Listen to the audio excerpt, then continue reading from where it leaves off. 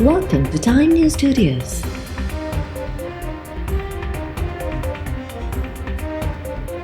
You are watching 1 PM Bulletin. Umarkot जे तक NA 213 ते नंढी चूंड पोलिंग जो अमल जारी। PP उम्मीदवार सबा टालपुर ऐं आज़ाद उम्मीदवार लाल माली विच में चोटीअ जो मुक़ाबिलो। चेवाणी पाड़े जे लेडीज़ पोलिंग ॿाहिरां ॿिनि सियासी पार्टियुनि जा कारकुनामो साम्हूं हिक ॿिए ख़िलाफ़ नारेबाज़ी। शेखताणबाद पुलिस जा वॾा टोला पहुची विया।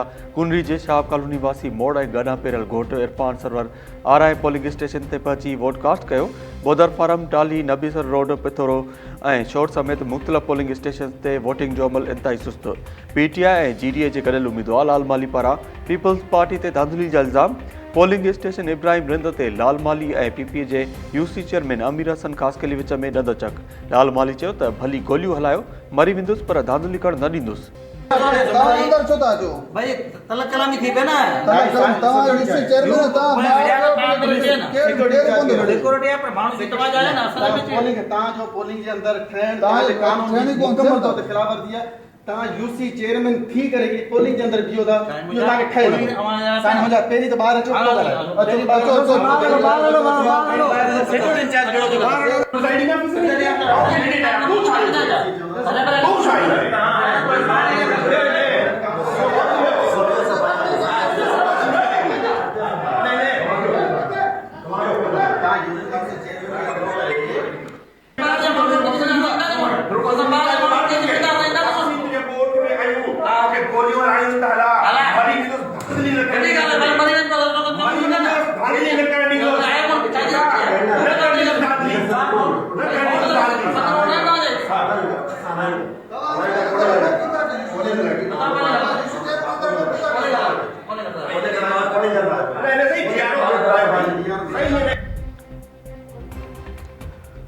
पोलिंग सुबुह 8 वॻे खां शाम 5 वॻे ताईं बिना के वक़फ़े जे जारी रहंदी। पोलिंग पुरअमन माहौल में जारी आहे। इलेक्शन कमीशन जे तर्जुमान जो बयान। NA 213 ते नंढी चूंड में PP जे सबा टालपुर आज़ाद उम्मीदवार लाल माली ऐं TLP जे उमर जान सरहंदी समेत 18 उम्मीदवार हिसो वठी रहिया आहिनि। पोलिंग दौरान सिक्योरिटी जा सख़्त इंतज़ाम कया विया आहिनि। सिंध जे इलेक्शन कमिशनर पारां साफ़ शफ़ाफ़ ऐं पुरअमन चूंडुनि लाइ लाॻापियल अख़्तियारनि खे अलर्ट रहण जी हिदायत। इलेक्शन कमिशनर चयो आहे त अवाम बिना डप जे पोलिंग स्टेशन पहुची पंहिंजे वोट जो हक़ इस्तेमालु करे।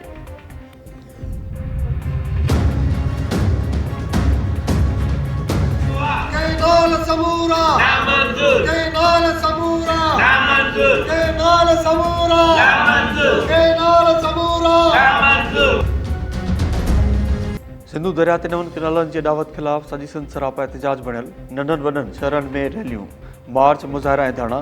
सिंधु ते धाड़ो ऐं किनाल समूरा नामंज़ूर जा नारा। सजावल में STP जो ब्रांच मोरीअ ते धरणो हणी नारेबाज़ी। धरणे सबबि ट्रैफ़िक मुअतल थी वई। क़ौमी अवामी तहरीक जो भिड़छा खां निकितल मार्च हैदराबाद रवां तवां। जामशोर में सिंधु यूनिवर्सिटी जे शागिर्दनि जे किनालनि ख़िलाफ़ रैली। शागिर्दनि आर्ट्स फैकल्टी खां सेंट्रल लाइब्रेरी ताईं रैली कढी नारेबाज़ी कई। गाजी खौड़ में 12 किलोमीटर रैली कढी प्रेस क्लब अॻियां नारेबाज़ी। कड़ियो गवर में ॻोठ शफ़ी मोहम्मद नुहाणी खां शहीद फाज़िल राहू जे मज़ार ताईं 5 किलोमीटर ताईं पैदल मार्च। मनड़ू भरिसां आबादगारनि पारां धरणो हणी नारेबाज़ी। दोदापुर में JUI पारां प्रेस क्लब अॻियां मुज़ाहिरो। संगरार में नौजवाननि पारां किनाल ख़िलाफ़ नारा। मेहड़ में वकीलनि जो 21 ॾींहं बि एहतजाज जारी। तकरारी किनाल रिथा रद्द करण जो मुतालबो। सिंधु दरिया ते नवनि किनालनि जी अॾावत ख़िलाफ़ अॼु वकीलनि जो बबलोए बाईपास ते धरणो। कराची पार जो सदर आमिर नवाज़ वड़ाइच, अशरफ समूह ऐं ॿिया वकील सिंध हाई कोर्ट जे पार्किंग में पहुची विया। कुझु देरि बाद वकीलनि जो काफ़िलो बबलोए लाइ रवानो थींदो। कराची ऐं सिंध हाई कोर्ट बार जो काफ़िलो मलीर ऐं ठट्टो खां थींदो हैदराबाद पहुचंदो। हैदराबाद, सखर ऐं लाड़काणो बार सूधो ॿियनि शहरनि जे वकीलनि तंज़ीमुनि पारां धरणे जी हिमायत। वकील अॻवाननि ऐलान कयो आहे त किनाल रिथा खे ख़तमु करे नोटिफिकेशन जारी थियण ताईं धरणो ख़तमु न कयो वेंदो। GDA पारां वकीलनि जे धरणे जी हिमायत। कारकुननि खे शिरकत ऐं वकीलनि जे काफ़िले जे इस्तक़बाल जी हिदायत। साज़िश जे इल्ज़ाम ते कंहिं माण्हू खे जेल में न रखियो वञे। सुप्रीम कोर्ट 9 मई जवाबदारनि जे ट्रायल जी मॉनिटरिंग न थींदी। चीफ जस्टिस यहया अफरीदी जा remarks.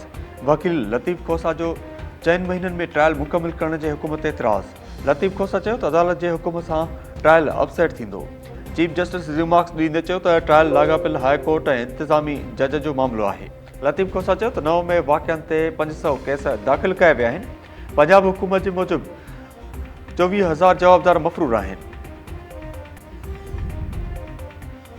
Army chief general Asim Munir चयो आहे त शहीद ऐं गाज़ी क़ौम जो फ़ख़्रु आहिनि। संदन एतिराम हर पाकिस्तानी लाइ मुक़दस आहे।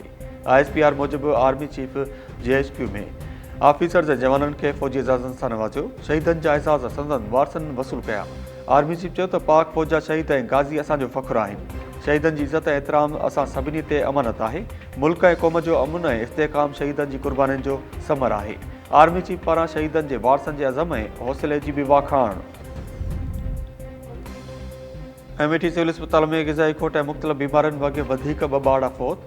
थरपारकर में ग़िज़ाई खोट सबबि 4 महीननि दौरान फ़ौत थी पियल ॿारनि जो अंगु वधी 153 थी वियो।